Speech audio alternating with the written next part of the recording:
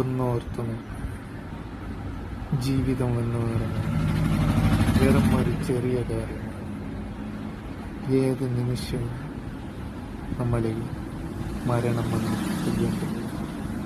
അതുവരെ നമ്മുടെ അഹങ്കാരവും ധിക്കാരവും വാശിയും വൈരാഗ്യവും പകയും വെട്ടിപ്പിടുത്തം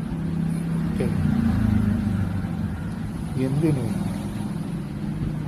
ഒന്നും നമ്മൾ കൊണ്ടുവന്നില്ല. അതുപോലെ തിരിച്ചു പോകുമ്പോൾ ഒന്നും നമ്മൾ കൊണ്ടുപോകുന്നില്ല. അവസാനം വന്നതുപോലെ നമ്മൾ തിരിച്ചു പോകും വെറും കൈയോടെ. നമ്മൾ ഈ പാടുപെട്ട് ഉണ്ടാക്കിയതല്ല, വെറുതെ ഇങ്ങനെ ആ ഭൂമിയുടെ മുകളിൽ കിടക്കും. നമ്മൾ മാത്രം വെറും കൈയോടെ പ്രയോജനം.